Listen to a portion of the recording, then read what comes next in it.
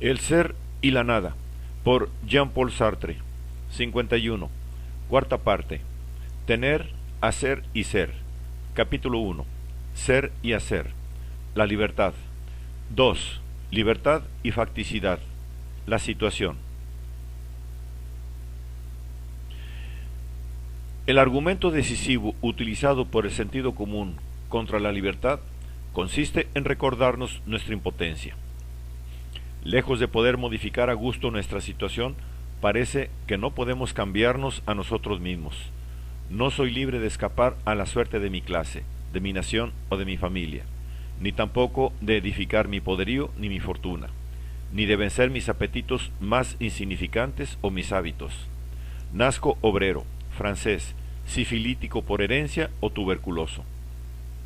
La historia de una vida, cualquiera que fuere, es la historia de un fracaso. El coeficiente de adversidad de las cosas es tal que hacen falta años de paciencia para obtener el más ínfimo resultado, y aún así es preciso obedecer a la naturaleza para mandar en ella, es decir, insertar mi acción en las mallas del determinismo.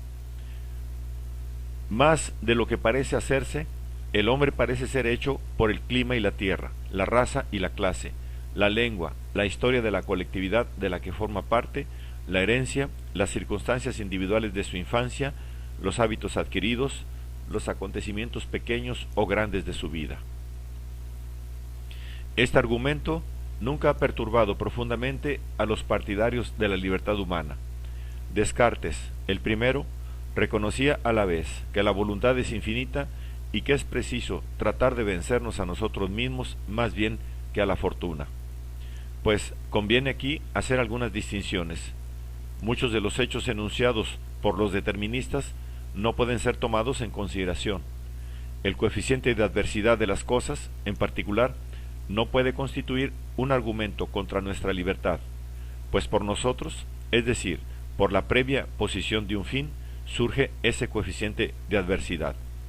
Este peñasco, que pone de manifiesto una resistencia profunda si quiero desplazarlo, será, al contrario, una ayuda preciosa si quiero escalarlo para contemplar el paisaje. En sí mismo, si acaso fuera posible considerar lo que en sí mismo pueda ser, es neutro, es decir, espera ser iluminado por un fin para manifestarse como adversario o como auxiliar, y no puede manifestarse de la una o de la otra manera, sino en el interior de un complejo utensilio ya establecido. Sin los picos y los bastones de montañero, los senderos ya trazados y la técnica de la ascensión, el peñasco no sería ni fácil ni difícil de escalar. La cuestión no se plantearía siquiera, y aquel no mantendría relación de ninguna especie con la técnica del alpinismo. Así, aunque las cosas en bruto, lo que Heidegger llama los existentes brutos, puedan desde el principio limitar nuestra libertad de acción, nuestra libertad misma debe constituir previamente el marco, la técnica y los fines con relación a los cuales las cosas se manifestarán como límites. Incluso si el peñasco se revela como demasiado difícil de escalar y debemos renunciar a la ascensión, advirtamos que no se ha revelado como tal, sí, por haber sido en principio captado como escalable. Así, pues, nuestra libertad misma constituye los límites con que se encontrará después. Ciertamente, después de estas observaciones, queda un residuum innombrable e impensable que pertenece al en sí considerado, y hace que, en un mundo iluminado por nuestra libertad, tal peñasco sea más propicio para el escalamiento que tal otro. Pero, lejos de ser originariamente ese residuo un límite de la libertad, ésta surge como libertad gracias a él, es decir, gracias al en sí bruto en tanto que tal. El sentido común convendrá con nosotros, en efecto, en que el ser llamado libre es el que puede realizar sus proyectos, pero para que el acto pueda suponer realización, conviene que la simple proyección de un fin posible se distinga a priori de la realización de ese fin. Si bastara concebir para realizar, me vería sumido en un mundo semejante al del sueño, en el que lo posible no se distingue en modo alguno de lo real. Estaría condenado, entonces haber modificarse el mundo a merced de los cambios de mi conciencia, y no podría practicar, con respecto a mi concepción, la puesta entre paréntesis y la suspensión del juicio que distinguieran una simple ficción de una elección real. Un objeto que apareciera desde el momento mismo en que es simplemente concebido no sería ya ni elegido ni simplemente deseado. Si queda abolida la distinción entre el simple deseo, la representación que yo podría elegir y la elección, con ella desaparece también la libertad. Somos libres cuando el término último por el cual nos hacemos anunciar lo que somos es un fin, es decir, no un existente real, como el que, en nuestra suposición, vendría a satisfacer nuestro deseo, sino un objeto que aún no existe. Pero entonces, este fin no puede ser trascendente a menos que esté separado de nosotros, al mismo tiempo que nos es accesible. Solo un conjunto de existentes reales puede separarnos de ese fin, así como tal fin no puede ser concebido sino como estado por venir de los existentes reales que de él me separan. El fin no es sino el esbozo de un orden de los existentes, es decir, de una serie de disposiciones que hay que hacer tomar a los existentes sobre el fundamento de sus relaciones actuales. En efecto, en virtud de la negación interna, el para sí ilumina a los existentes en sus respectivas relaciones por el fin que él pone, y proyecta este fin a partir de las determinaciones que él capta al existirlo. No hay círculo, como hemos visto, pues el surgimiento del para sí se efectúa de una vez. Pero, siendo así, el orden mismo de los existentes es indispensable para la propia libertad. Por ellos, la libertad está separada y reunida con respecto al fin perseguido por ella, fin que le anuncia lo que ella es, de suerte que las resistencias que la libertad devela en lo existente, lejos de constituir para ella un peligro, no hacen sino permitirle surgir como libertad. No puede haber un para sí libre, sino en cuanto comprometido en un mundo resistente. Fuera de este compromiso, las nociones de libertad, determinismo y necesidad pierden hasta su sentido. Es necesario, además, precisar contra el sentido común que la fórmula ser libre no significa obtener lo que se ha querido, sino determinarse a querer en el sentido lato de elegir por sí mismo. En otros términos, el éxito no importa en absoluto para la libertad. La discusión que el sentido común opone a los filósofos proviene, en este caso, de un malentendido. El concepto empírico y popular de libertad, producto de circunstancias históricas, políticas y morales, equivale a facultad de obtener los fines elegidos. Ha de advertirse, el concepto técnico y filosófico de libertad es el único que aquí significa solo esto, autonomía de la elección.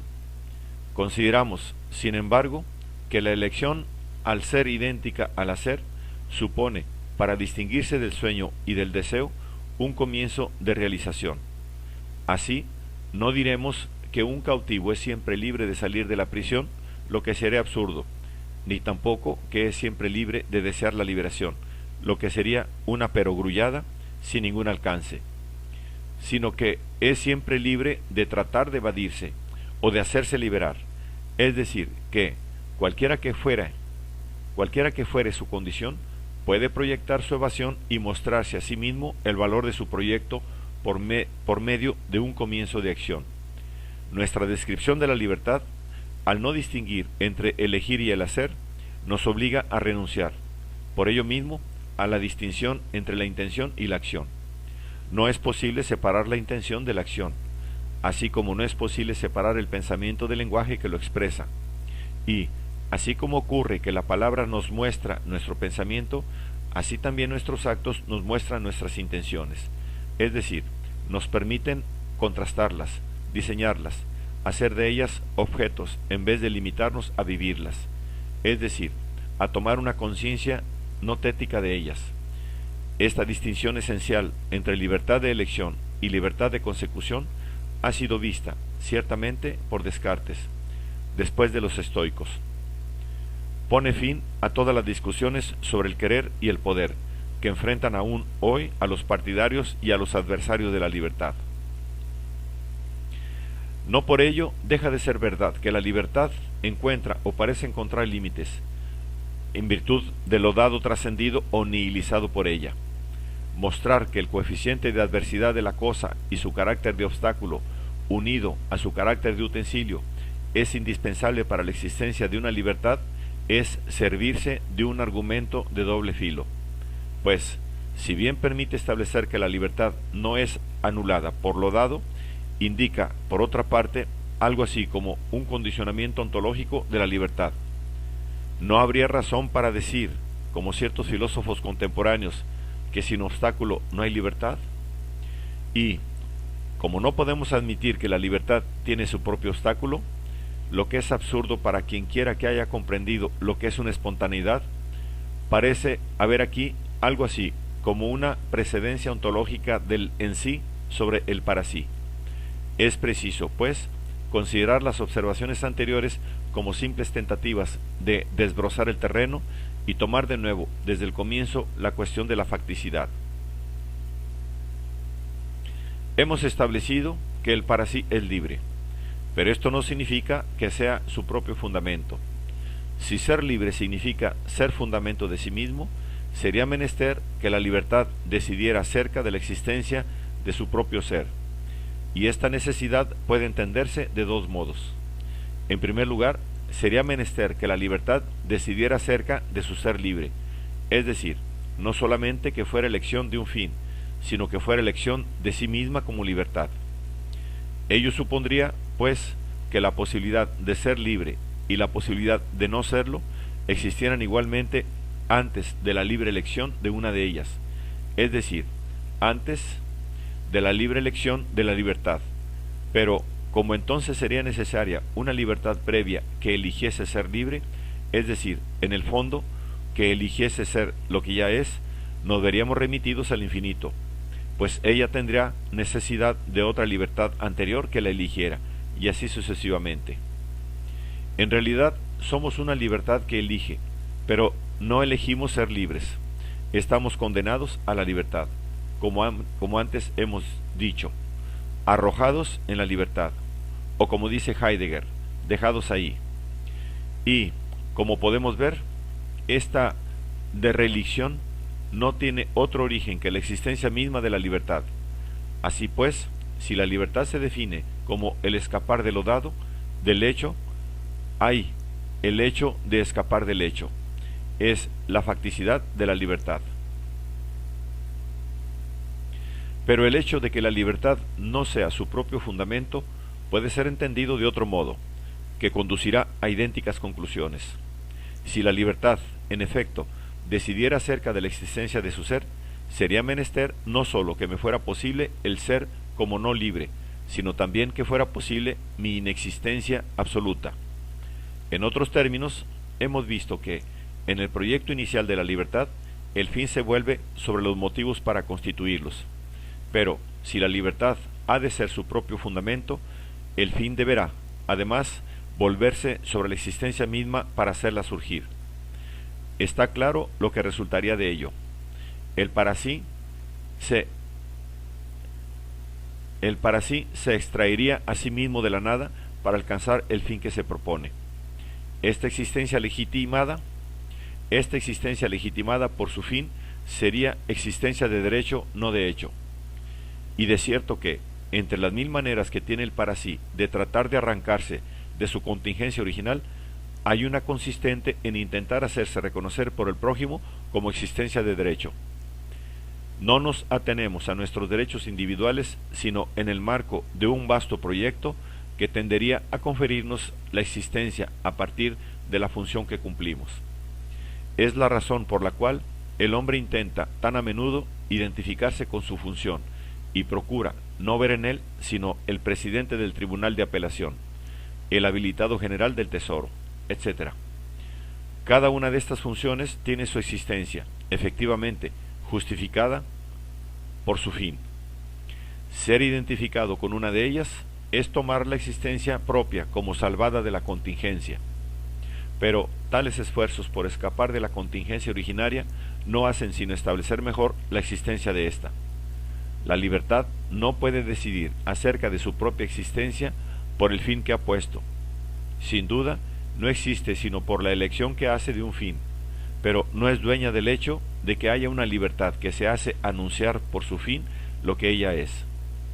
Una libertad que se produjera por sí misma a la existencia perdería su sentido mismo de libertad. En efecto, la libertad no es un simple poder indeterminado. Si fuera así, o no sería nada o sería en sí. Y sólo por una síntesis aberrante del en sí y de la nada se la ha podido concebir como un poder desnudo y que preexistiría a sus fines. La libertad se determina por su surgimiento mismo como un hacer, pero, como hemos visto, el hacer supone la nihilización de algo dado. Se hace algo de algo. Así, la libertad es carencia de ser con respecto a un ser dado, y no surgimiento de un ser pleno.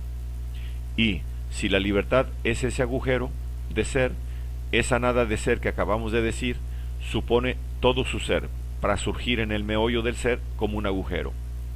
No podría, pues, determinarse a la existencia a partir de la nada, pues toda producción a partir de la nada sólo podría ser en sí. Por otra parte, hemos demostrado en la primera parte de esta obra que la nada no puede aparecer en ninguna parte sino en el meollo del ser. Coincidimos aquí con las exigencias del sentido común. Empíricamente, no podemos ser libres salvo con respecto a un estado de cosas, y pese a tal estado de cosas. Se dirá que soy libre con relación al estado de cosas cuando éste no me constriñe. Así, la concepción empírica y práctica de la libertad es enteramente negativa. Parte de la consideración de una situación y comprueba que ésta me deja libre para perseguir tal o cual fin. Hasta podría decirse que esta situación condiciona mi libertad, en el sentido de que la situación está allí para no constreñirme. Quitemos la prohibición de circular por las calles después del toque de queda. ¿Qué puede significar entonces para mí la libertad, que me ha sido conferida, por ejemplo, por medio de un salvoconducto, de pasearme de noche? Así, la libertad es un ser menor que supone al ser para sustraerse a él. No es libre de no existir, ni de no ser libre. Podremos entender enseguida la conexión entre ambas estructuras. En efecto, como la libertad es un escapar del ser, no podría producirse junto al ser, como lateralmente y en un proyecto de sobrevuelo, del mismo modo que uno no escapa de una cárcel en que no ha sido encerrado. Una proyección de sí al margen del ser no podría en ningún modo constituirse como nihilización de este ser. La libertad es un escapar de un alistamiento en el ser, es nihilización de un ser que ella es. Esto no significa que la realidad humana exista primero para después ser libre. Primero y después son términos creados por la propia libertad. Simplemente el surgimiento de la libertad se efectúa por la doble nihilización del ser que ella es y del ser en medio del cual es.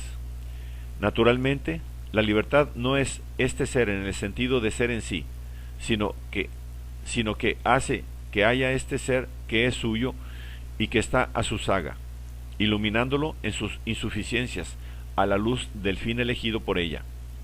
La libertad ha de ser a la saga de sí misma ese ser que ella no ha elegido, y precisamente en la medida en que se vuelve sobre sí misma para iluminarlo, hace que ese ser que es mi yo aparezca en relación con el plenum del ser, es decir, exista en medio del mundo. Decíamos que la libertad no es libre de no ser libre, y que no es libre de no existir, pues en efecto, el hecho de no poder no ser libre es la facticidad de la libertad, y el hecho de no poder no existir es su contingencia. Contingencia y facticidad se identifican. Hay un ser que la libertad ha de ser en forma del no ser, es decir, de nihilización. Existe como el hecho de la libertad o haber de ser un ser en medio del mundo es lo mismo, y significa que la libertad es originariamente relación con lo dado. Pero, ¿qué relación? Ha de entenderse con ello que lo dado el en sí condicione la libertad? Veámoslo más despacio. Lo dado no es ni causa esta libertad, puesto que lo dado no puede producir sino lo dado, ni razón de ella, puesto que toda razón viene al mundo por la libertad. Tampoco es condición necesaria de la libertad, puesto que estamos en el terreno de la pura contingencia. Tampoco es una materia indispensable sobre la cual tuviera que ejercitarse la libertad, pues ello equivaldría a suponer que la libertad existe como una forma aristotélica o como un neuma estoico, ya hecha, y busca una materia en la que obrar. Lo dado no entra para nada en la constitución de la libertad, puesto que ella se interioriza como negación interna de lo dado. Es, simplemente, la pura contingencia que la libertad se aplica a negar al hacerse elección. Es la plenitud de ser que la libertad colorea de insuficiencia y negatividad, iluminándola a la luz de un fin que no existe. Es la libertad misma en tanto que existe, y que, haga lo que haga, no puede escapar a su propia existencia. El cuerpo habrá comprendido que eso dado no es sino el en sí nihilizado por el para sí, que ha de serlo. El cuerpo, como punto de vista sobre el mundo, el pasado, como esencia que el para sí era, tres designaciones para una misma realidad. Por su retroceso nihilizador, la libertad hace que se establezca un sistema de relaciones desde el punto de vista del fin entre los en síes, o sea, entre el plenum de ser que se revela entonces como mundo, y el ser que ella ha de ser en medio de ese plenum y que se revela como un ser, como un esto que ella ha de ser. Así, por su proyección hacia un fin, la libertad constituye como ser, en medio del mundo, un datum particular que ella ha de ser. La libertad no lo elige, pues sería elegir su propia existencia, pero por la elección de su fin, la libertad hace que ese datum se revele de tal o cual manera, a tal o cual luz, en conexión con el descubrimiento del mundo mismo. Así, la propia contingencia de la libertad y el mundo que con su propia contingencia rodea a esa contingencia no le aparecerán sino a la luz del fin que ella ha elegido. Es decir, no como existentes brutos, sino en la unidad de iluminación de una misma nihilización. La libertad no puede nunca captar de nuevo ese conjunto como puro alatum, pues sería menester que lo hiciera fuera de toda elección, es decir, dejando de ser libertad.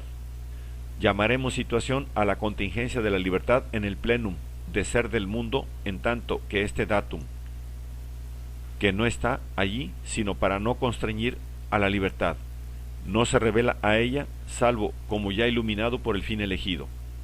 Así, el datum no aparece jamás como existente bruto y en sí al para sí.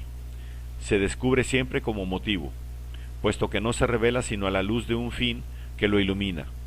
Situación y motivación se identifican. Él se descubre como comprometido en el ser, investido por el ser, amenazado por el ser. Descubre el estado de cosas que lo rodea como motivo para una reacción de defensa o de ataque, pero sólo puede efectuar este descubrimiento porque pone libremente el fin con respecto al cual el estado de cosas es amenazador o favorable. Estas observaciones nos han de hacer ver que la situación, producto común de la contingencia del en sí y de la libertad, es un fenómeno ambiguo en el cual es imposible al para sí discernir la aportación de la libertad y la del existente bruto. En efecto, de cómo la libertad es un escapar de la contingencia a que ella ha de ser para escaparle, así también la situación es libre coordinación y libre cualificación de un datum bruto que no se deja cualificar de cualquier manera. Supongamos que estoy al pie de este peñasco que me parece como no escalable. Esto significa que el peñasco me aparece a la luz de un escalamiento proyectado, proyecto secundario que cobra sentido a partir de un proyecto inicial que es mi ser en el mundo. Así, el peñasco se recorta sobre el fondo de mundo por efecto de la elección inicial de mi libertad. Pero, por otra parte, lo que mi libertad no puede decidir es si el peñasco que ha de ser escalado se prestará o no al escalamiento. Esto forma parte del ser bruto del peñasco. No obstante, el peñasco no puede manifestar su resistencia al escalamiento a menos que sea integrado por la libertad en una situación cuyo tema general es la escalada. Para el simple paseante que cruza el camino y cuyo libre proyecto es una pura ordenación estética del paisaje, el peñasco no se descubre ni como escalable ni como no escalable. Se manifiesta solo como bello o como feo. Así, es imposible determinar en cada caso particular lo que pertenece a la libertad y lo que pertenece al ser bruto del en sí. Lo dado en sí como resistencia o como ayuda no se revela sino a la luz de la libertad proyectante. Pero la libertad proyectante organiza una iluminación tal que el en sí se descubre como es decir, como resistente o propicio, teniendo bien en cuenta que la resistencia de lo dado no es directamente admisible como cualidad en sí de lo dado, sino sólo como indicación, a través de una libre iluminación y una libre refracción, de un inasible quid. Así pues, sólo en y por el libre surgimiento de una libertad, el mundo desarrolla y revela las resistencias que pueden hacer irrealizable el fin proyectado. El hombre sólo encuentra obstáculo en el campo de la libertad. O mejor aún, es imposible decretar a priori lo que corresponde respectivamente al existente bruto y a la libertad en el carácter de obstáculo de un existente particular. En efecto, lo que es obstáculo para mí no lo será para otro. No hay un obstáculo absoluto, sino que el obstáculo revela su coeficiente de adversidad a través de las técnicas libremente inventadas, libremente adquiridas. Lo revela también en función del valor del fin puesto por la libertad. Este peñasco no será obstáculo si quiero, a toda costa, llegar a lo alto de la montaña. En cambio, me desalentará si ha fijado libremente límites a mis deseos de cumplir la ascensión proyectada. Así, el mundo, por coeficientes de adversidad, me revela mi manera de habérmelas con los fines que me asigno, de suerte que nunca puedo saber si me da información sobre él o sobre mí. Además, el coeficiente de adversidad de lo dado no es nunca una simple relación con mi libertad como puro brotar nihilizador. Es la relación iluminada por la libertad entre el datum que es el peñasco y el datum que mi libertad ha de ser, es decir, entre lo contingente que ella no es y su pura facticidad. A igual deseo de escalar, el peñasco será fácil de trepar para un ascensionista atlético, o difícil para otro, novato, mal entrenado y de cuerpo endeble. Pero el cuerpo, a su vez, no se revela como bien o mal adiestrado, sino con respecto a una libre elección. El peñasco desarrolla con relación a mi cuerpo un coeficiente de adversidad, porque yo estoy ahí y he hecho de mí lo que soy. Para el abogado que en la ciudad defiende una causa, con el cuerpo disimulado bajo su toga, el peñasco no es ni difícil ni fácil de escalar. Está fundido en la totalidad mundo, sin emerger en absoluto. En cierto sentido, yo soy quien elijo mi cuerpo como endeble, confrontándolo con dificultades que hago nacer yo, alpinismo, ciclismo, deportes. Si no hubiera elegido hacer deporte, si permanezco en la ciudad y me ocupo exclusivamente de negocios o en trabajos intelectuales, mi cuerpo no será calificado en modo alguno para aquel punto de vista. Así comenzamos a entrever la paradoja de la libertad. No hay libertad sino en situación, y no hay situación sino por la libertad. La realidad humana encuentra doquiera resistencias y obstáculos que no ha creado ella, pero esos obstáculos y esas resistencias no tienen ningún sentido sino en y por la libre elección que la realidad humana es. Pero, para comprender mejor el sentido de estas observaciones y sacar el provecho que ofrecen, conviene ahora analizar a su luz algunos ejemplos precisos. Lo que hemos llamado la facticidad de la libertad es lo dado que ella ha de ser y que es iluminado por su proyecto. Eso dado se manifiesta de diversas maneras, aunque en la unidad absoluta de una misma iluminación. Son mi sitio, mi cuerpo, mi pasado, mi posición, en tanto que está ya determinada por las indicaciones de los otros. Finalmente, mi relación fundamental con el prójimo.